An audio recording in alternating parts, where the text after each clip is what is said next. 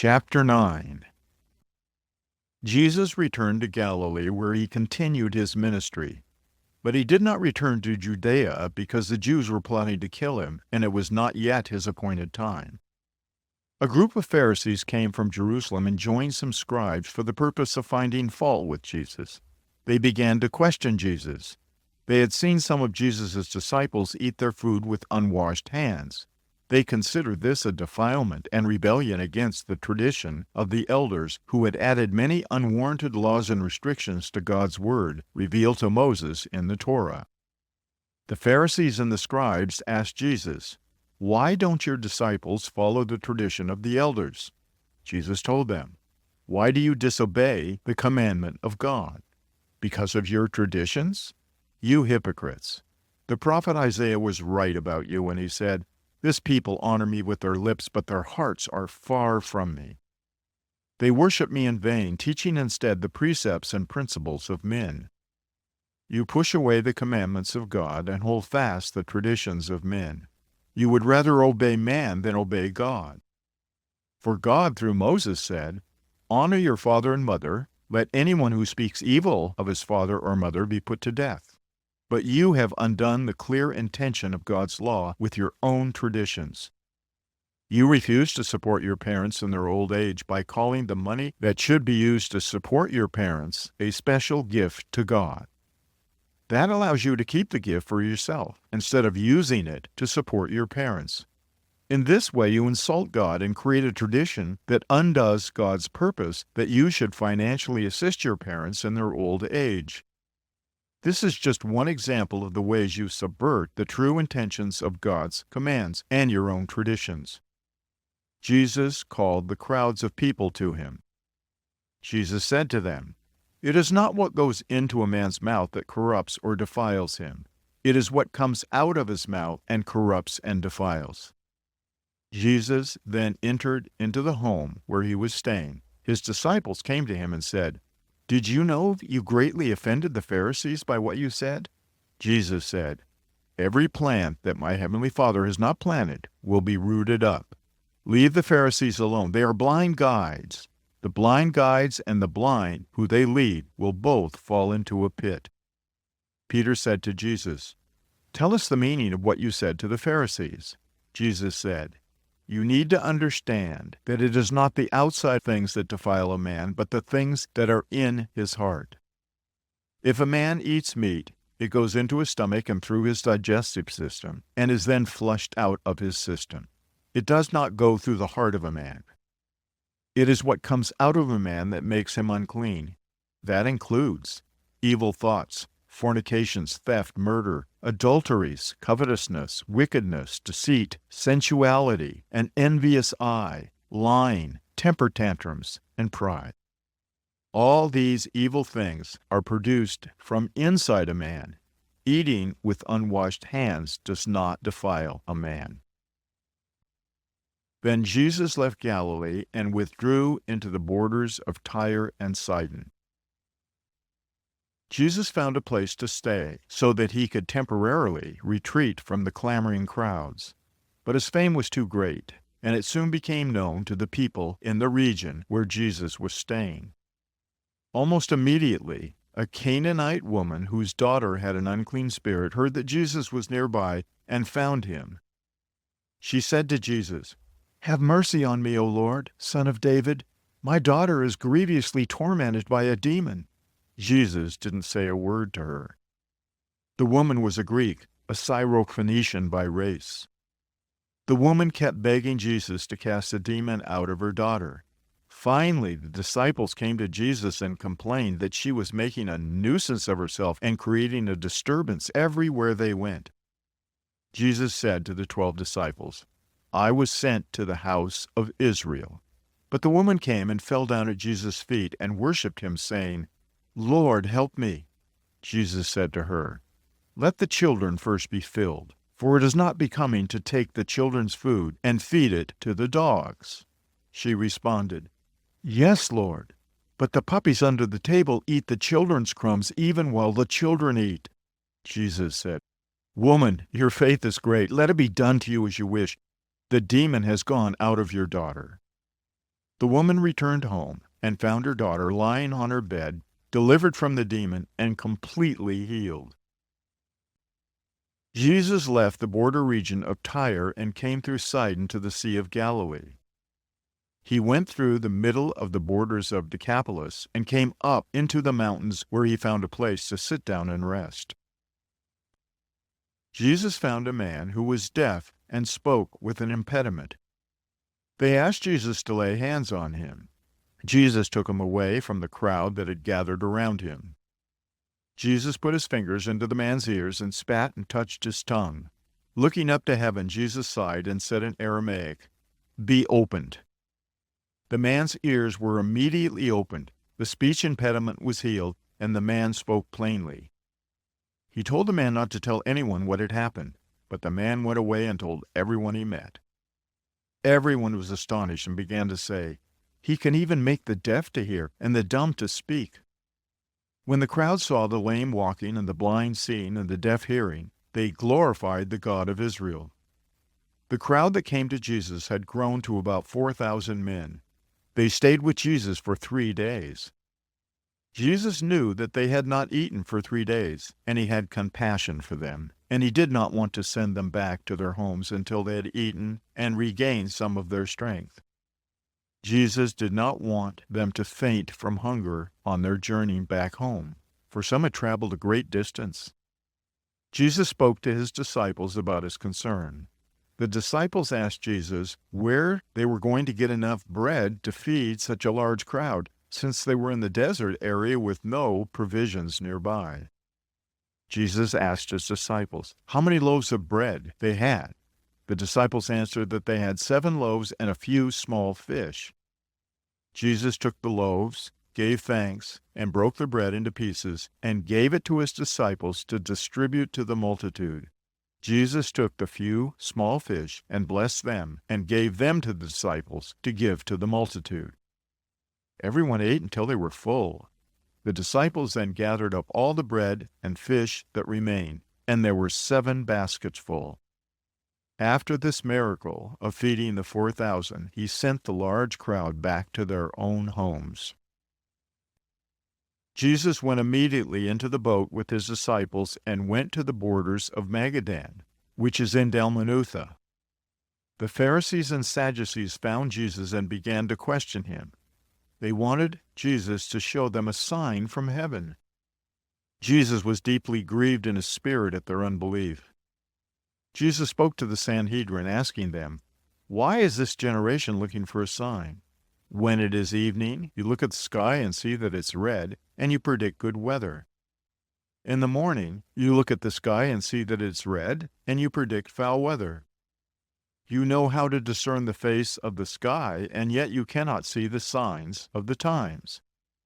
An evil and adulterous generation looks for a sign. The truth is that no sign will be given to this generation except the sign of Jonah." Jesus left that area and went to the boat and sailed to the other side of the Sea of Galilee with his 12 disciples. The disciples forgot to bring any bread along for the trip. When they mentioned it to Jesus, he said, "Beware of the yeast of the Pharisees and the Sadducees. Beware of the yeast of Herod." The disciples, not quite understanding what Jesus was talking about, wondered if he was saying these things to them because they forgot to bring bread. Jesus knew what they were thinking and said to them, "You have so little faith. Why are you worrying about not having any bread? Don't you understand yet? Don't you remember the 5 loaves and the 5,000 it fed with an abundance left over? Don't you recall the 7 loaves and the 4,000 it fed with an abundance left over? Why is it that you do not understand that what I am telling you is not about bread? Have your hearts been hardened? Do you have eyes and yet do not see? Do you have ears that do not hear? Don't you remember anything?" Then the disciples understood that Jesus was not talking about bread, but that he was warning them to beware of the teaching of the Pharisees and Sadducees. Once they landed on shore, Jesus and his disciples went to Bethsaida, not the suburb of Capernaum, but Bethsaida Julius, which is a town on the east side of the Jordan River near where it flows into the Sea of Galilee. a blind man was brought to Jesus for healing. Jesus took the man's hand and led him outside the village. Jesus then spat into his eyes and laid his hands on his eyes and asked, "Do you see yet?" The man looked up and said, "I see, man, but they look like walking trees." Then Jesus laid his hand on his eyes again, and when the man opened his eyes, everything became perfectly clear. Jesus sent the man to his home and gave him instructions not to enter the village. Jesus went out with his disciples into the villages of Caesarea and Philippi. Having spent time in prayer with his disciples, he asked, "Who do men say that I am?" The disciples answered, "Some say that you are John the Baptist. Others say that you are Elijah. Others say that you are Jeremiah or one of the other old-time prophets come back to life." Jesus asked them, "But who do you think I am?" Simon Peter said, "You are the Christ, the Son of the living God." Jesus said to him, "Blessed are you, Simon, son of Jonah, for flesh and blood did not reveal this to you, but my Father who is in heaven. I tell you that your name is Peter, Petros, a small loose stone, and upon this rock, Petra, bedrock or foundation stone, I will build my church, and the gates of hell shall not prevail against it." He then told his disciples not to tell anyone that he was Christ the Messiah. From that time on, Jesus began to plainly tell his 12 disciples that he was going to suffer greatly. He told them that he must go to Jerusalem and be rejected and be tormented by the elders, chief priests, and scribes. He told them that he was going to be killed and that he would rise again on the third day.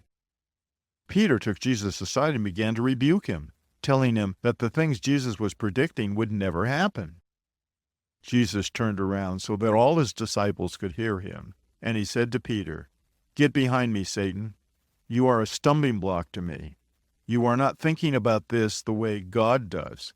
You are talking about things that concern men." After this, Jesus called the multitude along with his disciples together and began to speak to them. Jesus said, "If anyone would follow after me, he must deny himself and take up his cross daily and follow me. For whoever would save his life will lose it, and whoever would lose his life for my sake and the sake of the gospel will save it. What does it profit a man if he gains the entire world but forfeits his own life? What can a person exchange for his life? Whoever in this adulterous and sinful generation is ashamed of me and my words, the Son of Man will also be ashamed of him when he comes with his holy angels in his own glory and the glory of the Father. The truth is that some of you who stand here will be alive to see the kingdom of God coming with power." 6 days later, Jesus took Peter, James, and John to a mountain where they could be by themselves and pray. While they were praying, the clothes that Jesus was wearing began to shine brightly, and he was transfigured before them. His face shone like the sun, and his clothes became white as bright light. Before long, 2 more men appeared with Jesus, Moses and Elijah, and they began talking with Jesus. The 2 men also had a glorious appearance, and they spoke about the death of Jesus and what he was going to accomplish in Jerusalem. The 3 disciples saw this and were amazed and afraid. Peter, not knowing really what he was saying, said, "Let's build 3 tabernacles, one for you, one for Moses, and the other for Elijah."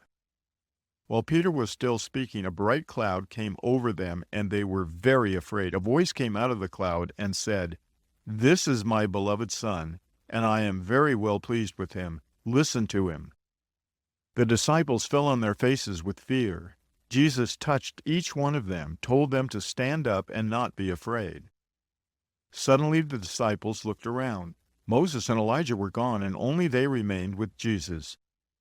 As they traveled down the mountain, he told the 3 that they should not tell anyone about this until after he had risen from the dead. The 3 disciples obeyed Jesus and kept this to themselves, but wondered what Jesus meant when he said he would rise from the dead. Later, his disciples asked him why the scribes kept saying that Elijah must come before the Messiah. Jesus told them, "Yes, it is true that Elijah must come first to restore all things, but I tell you that Elijah has already come, and they did not recognize him. The disciples understood that he was talking about John the Baptist. The next day, after coming down off the mountain, Jesus saw a multitude of people. He saw that the scribes were questioning his 12 disciples. When the crowd saw Jesus, they were amazed because Jesus' face was shining. Jesus asked the multitude and his disciples what questions were asked by the scribes. One of the men in the crowd knelt before Jesus and said, "Teacher, I have brought my son, who has an evil spirit that keeps him from talking. He also has epilepsy and is suffering greatly. The evil spirit throws him down, and he gnashes his teeth, and he foams at the mouth. He is badly bruised from all the abuse and is full of sores. I brought the boy to your disciples, but they could not cast out the evil spirit." Jesus told the man, "O faithless and perverse generation, how long will I be with you? How long must I put up with you? Bring your son to me." They brought the boy to Jesus, and when the boy saw Jesus, the demon threw him to the ground, and he began thrashing about and foaming at the mouth. Jesus asked the father, "How long has your son been like this?" The father replied, "Since he was a young child. Sometimes the unclean spirit throws him into the fire, and sometimes he throws him into the water. If you can do anything for him, please have compassion on us and help us." Jesus answered, "If I can? All things are possible to the one who believes." Immediately the father of the child cried out to Jesus, "I believe, please help my unbelief."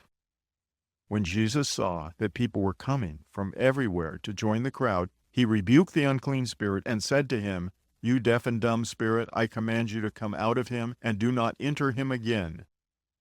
The unclean spirit caused a great deal of torment as he obstinately came out of the boy, and the boy lay still on the ground as if he were dead. Jesus took the boy by the hand, pulled him up, and he was healed. Jesus gave the boy to his father. All were astonished at the majesty of God.